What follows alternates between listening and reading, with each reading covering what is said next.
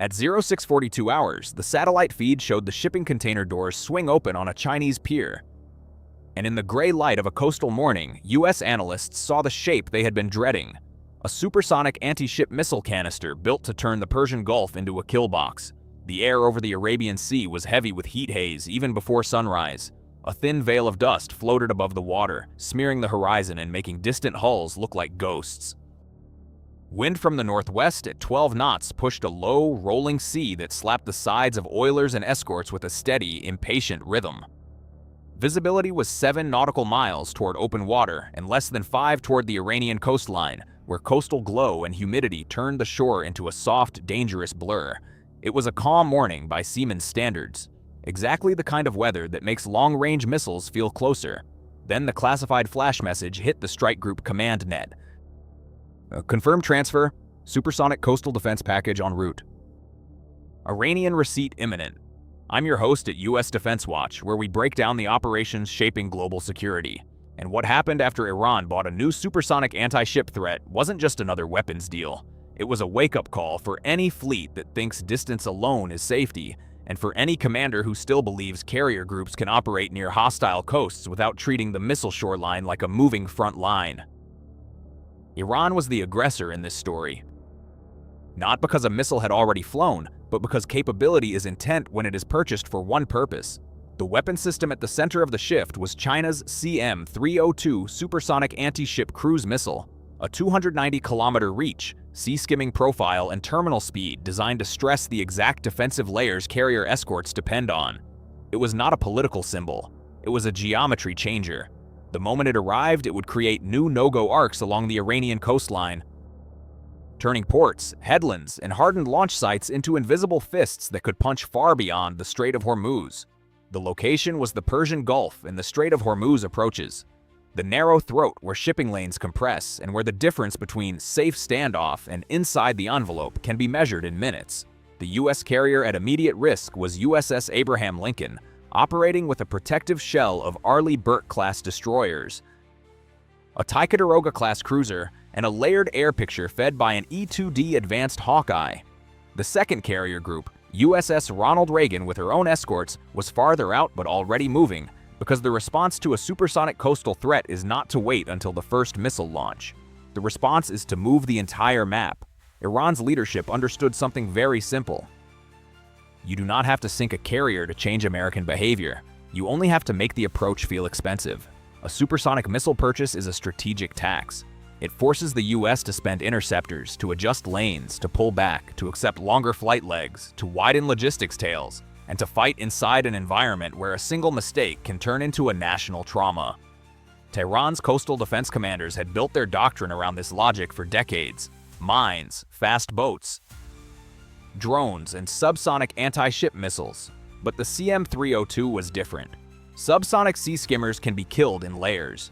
Supersonic threats compress the timeline. They narrow the number of decision seconds between detection and intercept. They force escorts to run at a higher readiness state for longer. And readiness is a consumable. Iran wanted that pressure, and the sale gave them a new lever. What they didn't know was that the US Navy had already been tracking the aggressor for 96 hours using surveillance assets. The chain started before the container doors ever opened. Satellite imagery had flagged irregular loading activity at a Chinese coastal facility tied to state defense shipments, unusual security posture, container handling that didn't match commercial rhythms, and escort vehicles positioned like military movement, not port work. Signals intelligence had caught a spike in encrypted coordination between Iranian defense procurement channels and Chinese aerospace industry intermediaries. AP-8 Poseidon, operating on a broad maritime patrol line, had been retasked to build the pattern of life around Iranian coastal battery sites, mapping likely arrival to deployment timelines. Undersea surveillance queuing had tracked Iranian support vessels moving on compressed schedules, consistent with rapid receipt and distribution of sensitive cargo. By the time the deal was confirmed, the US Navy was not asking whether Iran would field the missile. It was calculating when. And in the Gulf, when is everything. At 0651 hours, USS Abraham Lincoln's strike group shifted posture without changing speed. It was not a dramatic maneuver. It was a subtle tightening of discipline that only trained eyes notice. Escorts widened missile defense sectors. Electronic warfare suites updated threat libraries to include CM-302 profiles. Air defense officers reviewed engagement sequences and defined new intercept shot doctrines. Helicopter detachments changed patrol patterns to prioritize coastal launch detection over routine surface surveillance. At 0656 hours, the first directive came down from higher command. Execute dual carrier deterrence posture. Establish 2 carrier operating boxes. Maintain mutual support. Deny Iranian coastal battery effective range. The US did not move 2 carriers as a gesture. It moved them as a calculation. 2 carrier groups create overlapping air dominance and distribute risk. They also complicate enemy targeting. If Iran wanted to build a firing solution on 1 carrier, it would now have to account for 2 sets of fighters, 2 airborne early warning orbits, 2 electronic warfare packages, and a wider sea space problem. The carriers began to move like chess pieces that know the board is lethal. At 0703 hours, USS Ronald Reagan's carrier strike group increased speed and altered course to close the distance to a defined mutual support axis. Her escorts, Arleigh Burke-class destroyers and a cruiser, tightened spacing to ensure layered defense and rapid queuing. An E-2D Hawkeye climbed to a higher orbit, widening radar horizon and watching for any sudden coastal emitter activation. At 0711 hours, USS Abraham Lincoln turned 8 degrees to starboard and increased to 22 knots. Not to run, to reposition into a standoff lane where the supersonic envelope would be denied. The difference between inside and outside a 290-kilometer arc is not theoretical. It is the difference between interceptable with margin and interceptable if perfect. At 0716 hours, the air layer began to thicken. Fighters launched, not as a show, as a lid.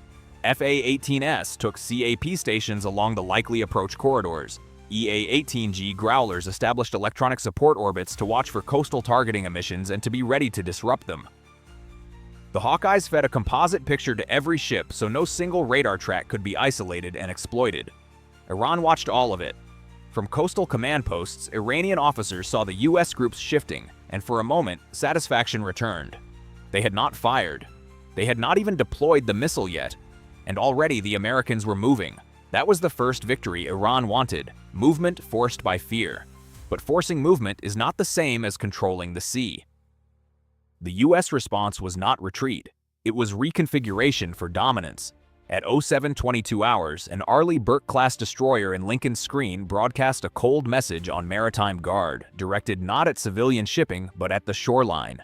Any hostile coastal battery activation will be treated as a direct threat to US forces. No mention of missiles. No mention of China, just consequence. At 0730 hours, the intelligence picture sharpened again. A US reconnaissance asset confirmed the arrival of the first CM-302 shipment at an Iranian port facility. Within minutes, analysts mapped the likely distribution routes, hardened coastal sites near Bandar Abbas, mobile launcher staging areas, and potential concealment points in terrain that had been prepared for years. Now the threat was no longer en route, it was present. At 0735 hours, the US fleet shifted into the most dangerous posture in naval warfare, operating near a coastline where you know the shooter exists, but you do not yet know where it is. That is the moment where a fleet becomes a hunter and a target at the same time. The US response began with surveillance and denial. At 0737 hours, P-8 Poseidon aircraft established overlapping patrol boxes outside Iranian air defense reach, using radar, electro-optical sensors, and electronic support to monitor coastal movement and identify launcher activity. Satellite tasking windows were tightened to watch specific road corridors. Signals intelligence prioritized coastal battery command circuits. The goal was not to see the missile itself. The goal was to see the chain that enables it: communications, radar, transport, power. At 0741 hours, the first suspected coastal emitter shifted into a tighter pattern. On the electronic warfare consoles of the nearest destroyer, the change registered as a warning: possible targeting behavior. The moment a supersonic missile battery goes from silent to active, it is telling you it is preparing to shoot. On the net, the call went out: coastal emitter tightening, sector northeast, stand by. The strike group did not wait to be shot at. At 0742 hours and 19 seconds, the air defense commander ordered a layered defensive posture across both carrier groups: SPY radars to high readiness, RAM launchers indexed, decoy systems armed, CIWS mounts spun. Aircraft shifted to intercept-ready stations. Every system that could buy seconds was brought awake. And then came the second part of the response, the part most people forget: logistics. Carriers are not just fighters and steel, they are fuel, munitions, and endurance.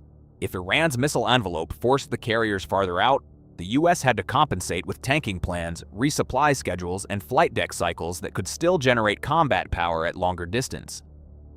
So at 0746 hours, the two carrier groups synchronized operations. One would hold the forward dominant air picture, while the other maintained a slightly offset box that allowed sustained sorties without driving a single group into exhaustion. This is what modern sea power looks like: two moving command centers coordinating the ocean like a battlefield grid. Iran tried to push the situation into a narrative window anyway. At 0751 hours, Iranian state radio broadcast a warning claiming foreign fleets were within range of new coastal defenses. The intent was to sound inevitable, to make the US look cautious, to make shipping companies panic again. But inside the fleet, the answer was not a press statement. It was a plan. At 0800 hours, the US commander issued the operational order that defined the day: establish standoff, maintain dual carrier pressure.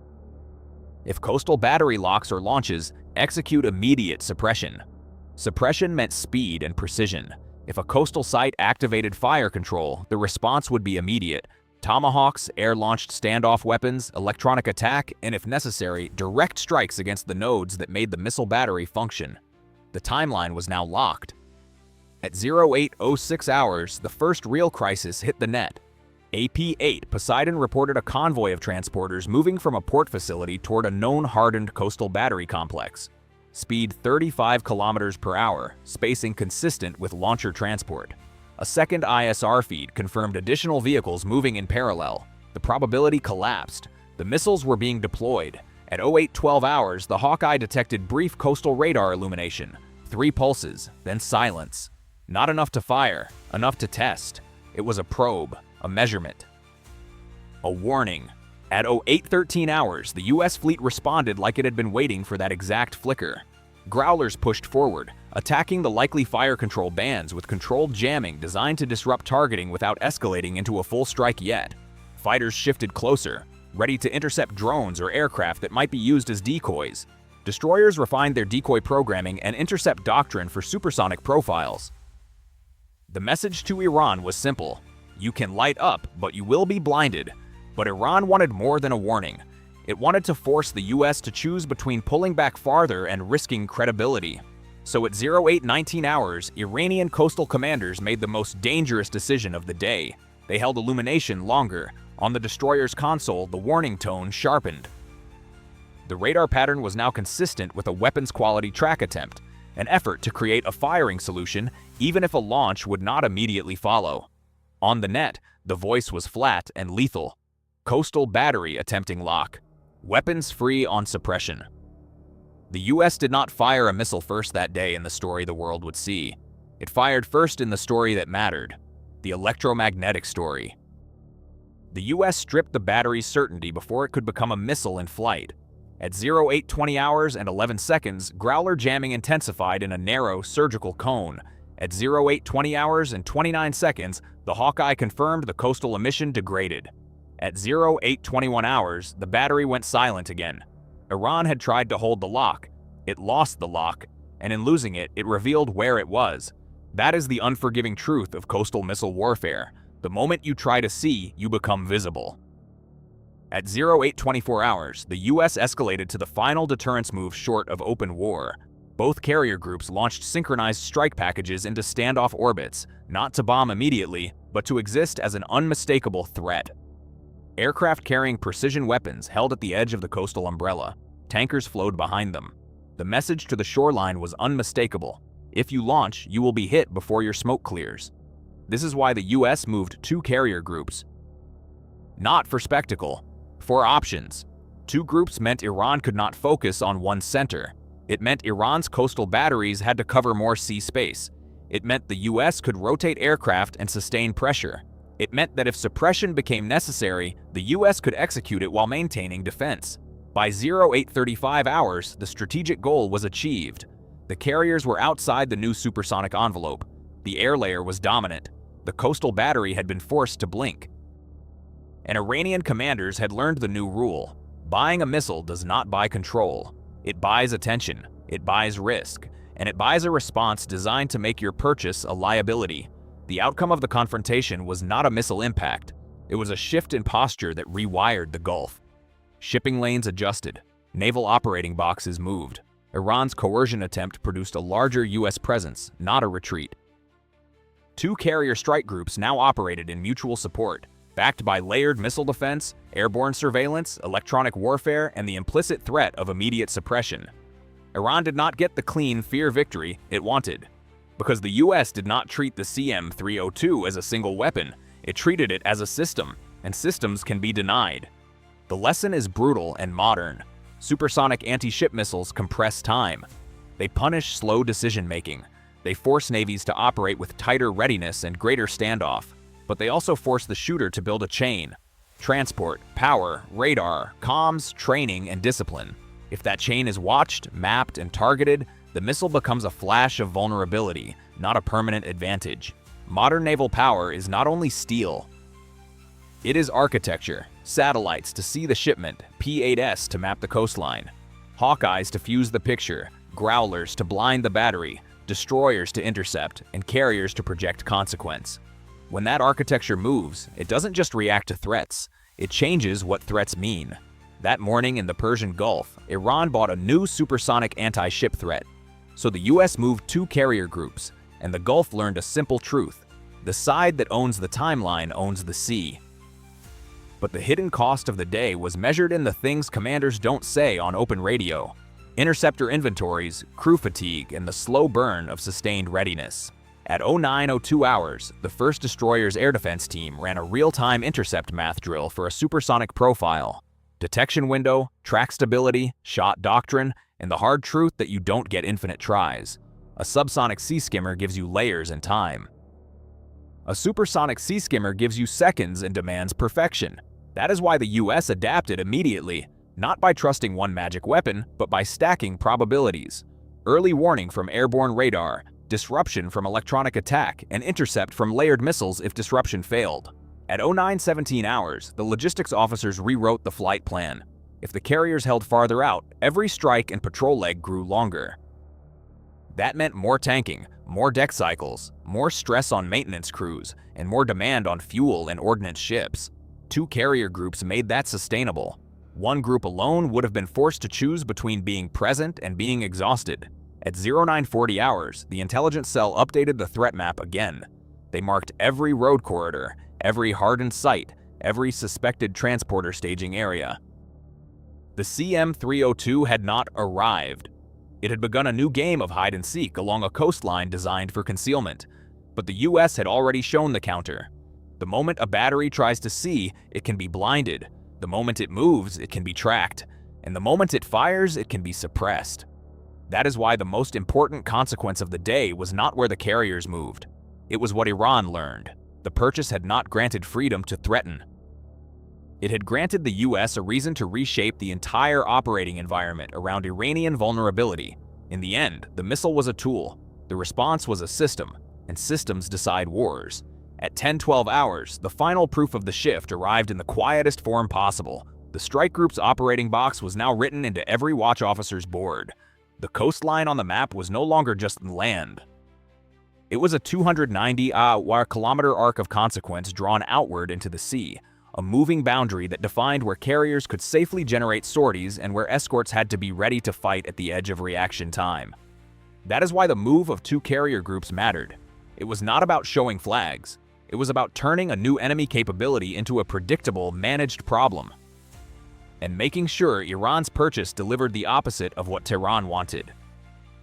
Instead of forcing America to leave, it forced America to plan deeper, watch harder, and arrive heavier.